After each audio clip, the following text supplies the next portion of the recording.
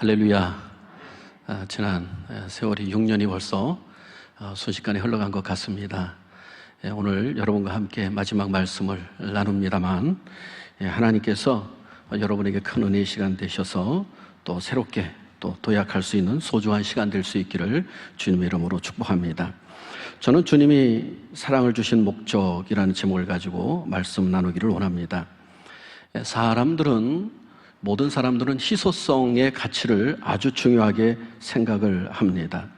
그래서 흔한 것보다 별로 없는 것, 어떻게 보면은 이 땅에 아주 희귀한 것, 이런 것들을 값어치 있어 합니다. 대표적인 게 다이아몬드나 금 같은 것이라고 할 수 있죠. 만약에 다이아몬드나 금이 우리가 발로 밟고 다니는 돌처럼 그렇게 흔하다고 한다면은 아마 사람들은 다이아몬드나 돌을 그렇게 귀하게 여기지 않을 것입니다. 우리 한국에도 보면 금이 어느 정도가 되는가 보니까 한 104톤 정도 된다고 하니까 그렇게 많은 금은 아니에요. 그죠? 어떤 나라는 2,000톤, 많은 나라 3,000톤. 그런데 보통 우리나라보다 훨씬 적은 금을 보유하고 있다고 합니다. 이렇게 귀하다 보니까 사람들이 이 희귀성에 아주 귀하게 여깁니다. 사람도 마찬가지인 것 같습니다. 남들이 다 할 줄 아는 것보다 남들이 할 줄 모르는 것을 아주 탁월하게 하는 사람들이 있을 때 그 사람들을 귀하게 대접을 합니다. 그래서 어떤 분야든지 각 분야에 가장 뛰어난 사람들을 친송하고 존경해주고 높여줍니다. 그래서 나온 말이 1등만을 알아주는 세상이다, 그런 얘기가 나왔는지도 모릅니다. 어쨌든 이렇게 사람들은 무언가 희소성이 있는 자기만의 특성을 가지고 있는 것을 귀하게 여겨주고 그 사람의 재능을 높여주죠. 우리나라 손흥민 선수, 축구 선수가 있습니다. 저 영국 프리미엄에 가서 아주 축구 경기를 하는데 얼마나 잘하는지 몰라요. 한때는 또 올해 골을 또 가장 선두로 넣었던 그런 사람입니다. 그가 치고 나가 달려서 골키퍼와 1대1로 맞이할 때 그 슛을 때리는 것을 보면 예술이다. 그래서 중국 사람이건 일본 사람이건 동남아 사람이건 아시아에서 대단한 사람이 나왔다. 그리고 얼마나 그 사람에 대해서 부러워하는지 몰라요. 그러다 보니까 심지어 중국 사람들은 손흥민이 중국 사람이다 라고 하는 그런 이야기까지 하는 사람들이 있다고 합니다. 얼마나 그가 뛰어난 실력을 가지고 있는지 1년에 1천억 이상도 그가 수입을 받을 수 있는 그런 위치에 서지 않았습니까? 그런데 여러분, 이렇게 사람들은 누구나 대접받기를 원하고 대접받으면 행복한데, 오늘 우리의 삶 가운데 보면 누가 나를 그렇게 내 이야기에 귀를 기울여주고 내 마음을 알아주고 나를 보듬어주고 나를 사랑해주는 사람이 내 주변에 있을까? 이것이 별로 없다고 한다면 우리는 때로는 우울증에 빠지고 때로는 슬픔에 빠지고 때로는 자신감 없이 살아가는 경우들이 많지가 않습니까? 그런데 여러분, 오늘 세상 사람들이 다 나를 몰라준다 할지라도 나를 알아주고 나를 귀하게 여겨주고 나를 사랑해주는 분이 있습니다. 여러분, 누군지 아시죠? 바로 예수님이십니다. 예수님은 한 사람 한 사람을 다 사랑해 주시고 귀한 대접을 해 주신다라고 하는 사실인 것입니다. 성경에 보면 이런 예가 있습니다. 10드라크마를 가지고 있던 한 여인이 그 중에 한 드라크마를 잊어버렸어요. 큰 돈 단위도 아닙니다. 그런데 이 여인이 집안 온통 다 찾는 거예요. 여기도 뒤지고 서랍도 뒤지고 장롱도 뒤지고 침대 밑도 뒤지고 여기저기 쓸고 결국 어떻게 됐느냐, 이 한 드라크마를 찾습니다. 얼마나 기분이 좋은지 이 한 드라크마를 찾아가지고 잔치를 베풀었어요. 동네 사람들을 들어놓고.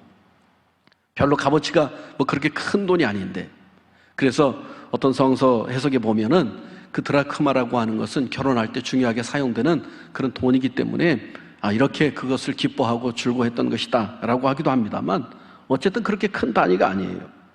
또 하나는 양 100마리를 키우는 사람이 있었는데 양 한 마리를 들판에서 이 목초지에서 이 풀을 뜯기다가 그만 한 마리를 잊어버렸네요. 우리에 돌아와서 쉬어보는 거예요. 한 마리, 두 마리, 세 마리. 이 목자는 자기 양의 이름을 다 알아요. 그래서 이름을 불러가면서 하나하나 세는 거예요. 그런데 한 마리가 꼭 비는 거예요. 그러니까 이 사람은, 이 목동은 마음이 아주 그냥 다급해졌어요. 그래서 99마리를 이 목장에다가 다 우리에 놓고서 이 한 마리를 찾아 나섭니다. 여러분, 사실 이 목동들이 그 양들을 데리고 다닐 때는요, 꼭 이 자기 집 우리에만 있는 것이 아니라 일주일, 때로는 2주일, 때로는 한 달, 이렇게 목초지를 찾아 돌아다니거든요. 그러니까 양들이 쉴 수 있는 그런 우리를 만든다는 것은 임시로 만들어 놓는 것들이 많다는 거예요. 그래서 이 목자는 항상 어디서 자느냐? 이 울타리를 쫙 만들어 놓고 그 양 우리 문 앞에서 꼭 이 목자는 잠을 잡니다. 그래서 양들을 지키는 거예요. 그런데 이 허술한 양 우리에 이 99마리 양을 넣어놓고 이 목자는 잃어버린 한 마리 양을 찾아다니는데 가시밭길도 찾아가고 낭떠러지도 찾아가고 골짜기도 찾아가고 이 양의 이름을 애타게 부르면서 양을 찾아다니는 거예요. 그런데 멀리서 세미한 음성이 들리는 거예요. 매. 양이 자기 이 목자의 음성을 듣고서 이게 막 부르는 거예요. 제가 밖에 있는 고양이 녀석들 좀 밥을 줬더니, 아이고, 이게 처음에 뭐랄까요, 귀엽기도 하지만은 지네를 이렇게 싸기도 하고, 아이고, 비기 싫을 때도 있어요. 안 줘. 그리고 밥을 안 주기도 하고 막 그랬는데, 하루는 이 집을 지키는 뚱뚱한 녀석이 하나 있어요. 이 목살이를 하고 들어왔는데, 이 목살이를 했는데 누가 집에서 키우던 고양이 같아요.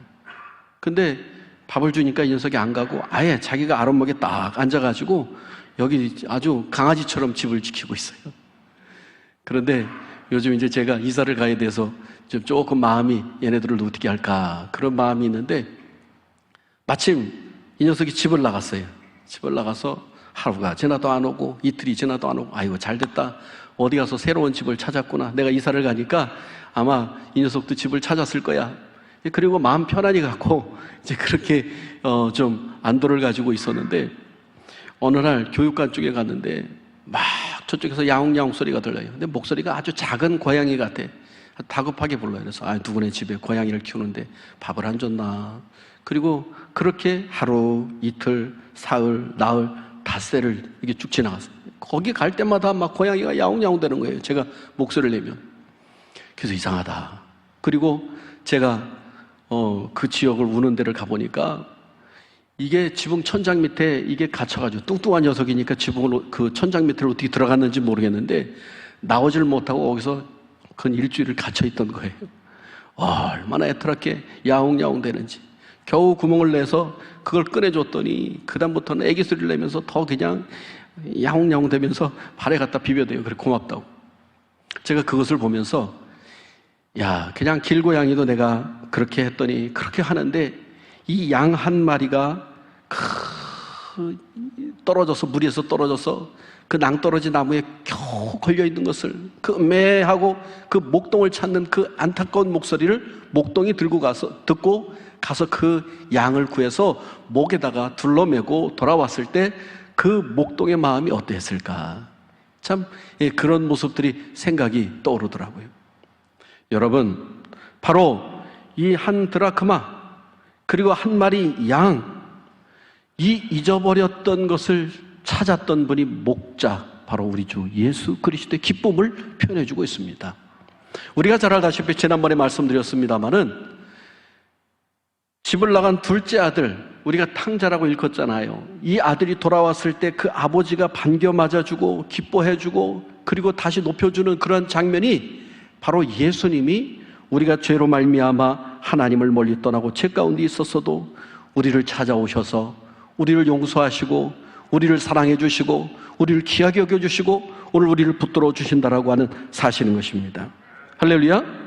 주님은 이토록 한 사람 한 사람을 소중히 여기시고 사랑해 주신다는 거예요.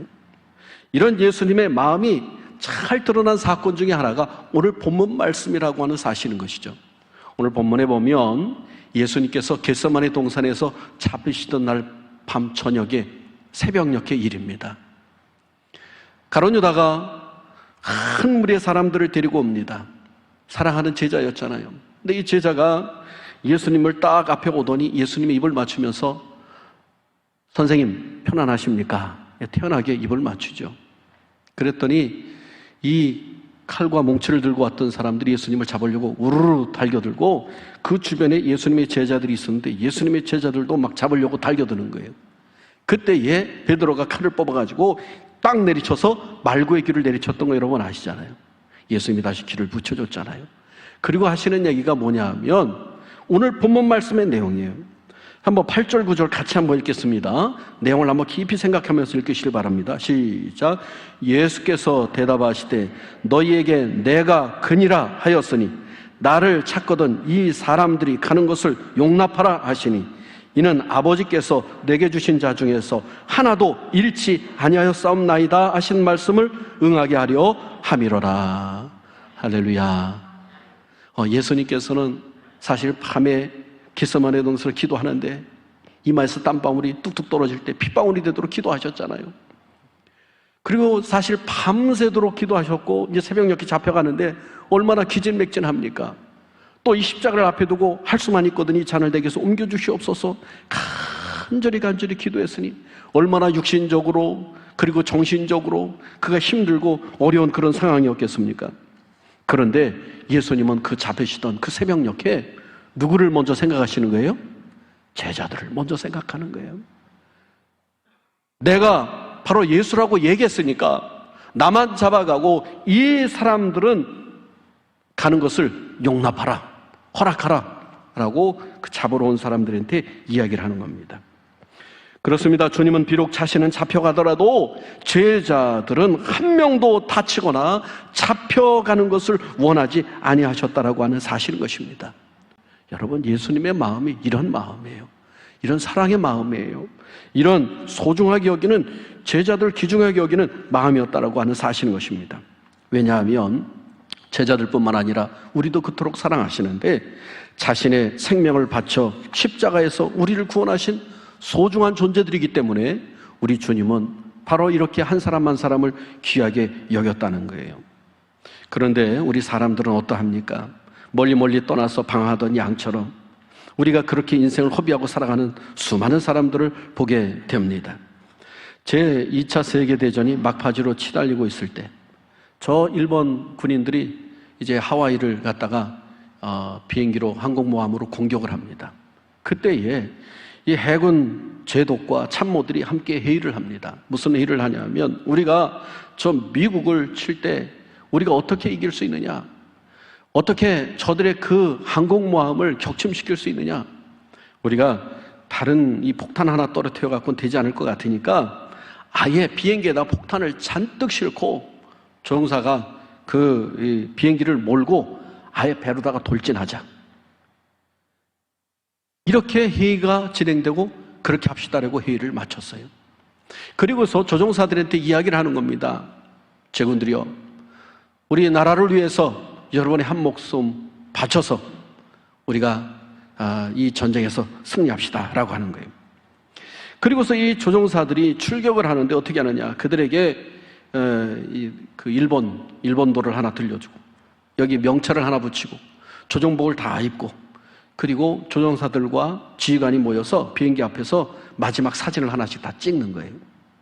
그리고 나서 이 조종사들이 다량으로 실은 그 폭탄을 실은 비행기를 타고 그리고 이륙을 해서 그리고 미국배 함정으로 가서 그냥 돌진을 해서 떨어지는 겁니다.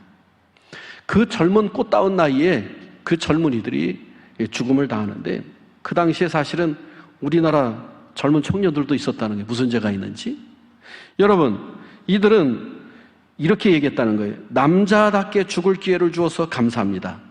어차피 전쟁에서 죽을 것 저의 함정을 가라앉히고 죽는다면 얼마나 복된 죽음인가 라고 하면서 기꺼이 그렇게 해서 그들이 출정을 했다는 거예요.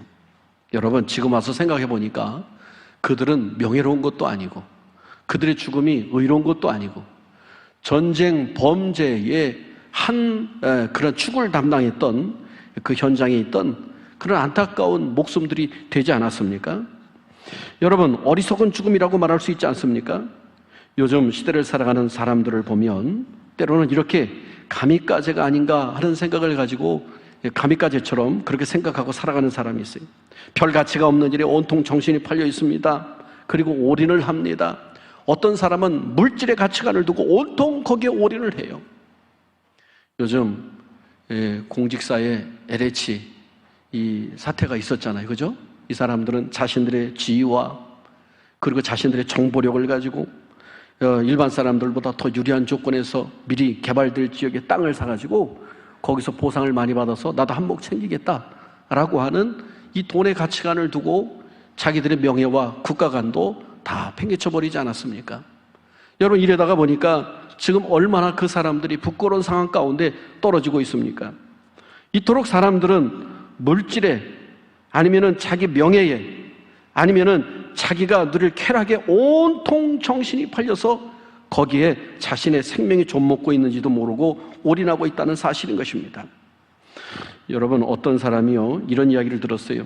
동생이랑 음식점에서 술을 마시다가 옆 사람이 시끄럽게 하니까요, 좀 조용히 합시다 그랬는데 상대편이 일어나서 와가지고 너희가 뭔데 나에게 뭐 조용하라 말을 하느냐 시비가 붙었어요. 그러다가 그 옆 테이블의 사람이 와가지고 그 형을 밀었는데 그만 뒤로 넘어지면서 테이블에 부딪혀서 그만 그 자리에서 사망을 하고 말은 사건이 있었어요.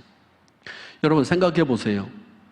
정말로 아무것도 아닌 일 가지고 다투다가 자기 목숨을 잃는 안타까운 그런 일들이 벌어지는 일들이 오늘날 있다라고 하는 거예요. 이거는 하나의 다툼과 싸움으로부터 이런 일이 벌어졌습니다만은 오늘날 이렇게 진짜 별거 아닌 것 가지고서 사람들이 다투고 별거 아닌 것 갖고 자기 목숨을 걸고 별것 아닌 것 가지고 자신의 모든 정력을 다 투입하다가 그리고 나중에는 인생을 깨닫고 그때 가서 후회하는 사람들이 얼마나 많습니까? 제가 이사 준비를 하면서 느낀 것 중에 하나가 그동안 내가 쓸데없는 것을 욕심을 가지고 많이 쥐고 있었구나. 집안에 여기저기 쥐고 있었구나. 그래서 우리 책도 김남선 전사님한테 가져가라고 좀 주고 어차피 내가 봐서 이걸 펴볼 수도 없을 것 같다 앞으로. 그리고 짐들도 보니까 정리해야 될 것들은 가감히 정리해야 되겠다. 이 심플 라이프로 살아가야 되겠다. 나이가 한 살 한 살 먹어가면서 생각하는 것 중에 하나가 너무 쓸데없는 것들에 집착하고 애착을 가지고 너무 붙들고 있지 않았는가 하는 생각이 듭니다. 여러분, 세상에 붙들고 애착하는 것 아무것도 우리에게 진정으로 기쁨을 가져다 주는 것은 아무것도 없어요. 여러분, 세월이 가고 날이 가면 갈수록 우리 예수님의 그 사랑을 깊이 붙잡는 성도가 되어야 될 줄로 믿습니다. 할렐루야. 예수님은 일찍이 무엇을 먹을까 무엇을 마실까 염려하지 말라라고 말씀해 주고 있어요. 여러분, 이 말은 우리가 생업을 위해서 일하지 말라는 이야기가 아니에요. 우선순위의 문제라고 하는 얘기입니다. 여러분, 우리가 세상 사람들은 하나님 앞에 예배하는 거, 하나님과 교제하는 거, 하나님을 사랑하는 거, 전도하는 거 우선적이 아니라고 생각합니다. 그리고 가장 우선적인 건 그건 미련 맞은 짓이다. 내가 남들보다 부지런히 그 시간에 일해서 돈을 벌든지 아니면 내가 그 시간에 휴식을 취해서 좀 쉼을 누리든지 그래야지 어리석게 무슨 교회 가서 다 퍼주고 그리고 시간을 내고 코로나가 걸릴지도 모르는데 왜 거기 가서 앉아있느냐고 세상 사람들의 생각은 그렇습니다. 그런데 여러분, 우리의 가치는요, 이 땅에 있는 것들은 다 놓고 갈 수밖에 없어. 여러분의 육신도 이 땅에 화장하면 한 줌의 재로 다 놓고 가는 거예요. 그러나 여러분, 주님 다시 오실 때 오늘 우리는 부활해서 영원한 하나님의 나라 백성이 되고 하나님의 소유를 하고 하나님의 일을 감당한 사람들에게는 하늘에 놀라운 상급이 있다는 사실을 성경이 말씀해 주고 있다는 것이죠. 그래서 여러분, 바로 그 나라와 그 일을 구하라는 얘기는 하나님이 먼저다. 예수님의 십자가가 먼저다. 예수님을 먼저 붙잡아라. 영적인 것이 먼저다. 성령님을 사모하고 더 사모하고 더 사모할 때 그 성령님이 너의 삶을 인도할 것이다 라고 주님이 말씀하고 있는 것 아니겠습니까? 그러면서 주님 또 하시는 말씀이 내가 너를 위해서 피를 흘렸건만 너 나를 위해서 무엇을 하느냐? 오늘 또 말씀하고 있는 것 아니겠습니까? 여러분, 주님께서 이렇게 제자들을 보호하시고 그들이 돌아갈 수 있도록 방패막이가 되어주시고 그리고 그들을 용서하시고 십자가로 다 죄를 사해 주시고 하나님의 자녀로 삼아주신 목적이 있습니다. 여러분, 그것이 무엇입니까? 첫 번째로는 자신의 십자가를 통해서 그들 다 구원해 주시기 위해서예요. 할렐루야. 요한복음 10장 10절에 보니까 도적이 오는 것은 도적질하고 죽이고 멸망시키려는 것뿐이요 내가 온 것은 양으로 생명을 얻게 하고 더 풍성히 얻게 하려는 것이라. 할렐루야. 양으로 생명을 얻게 하고 더 풍성히 얻게 하려는 것입니다.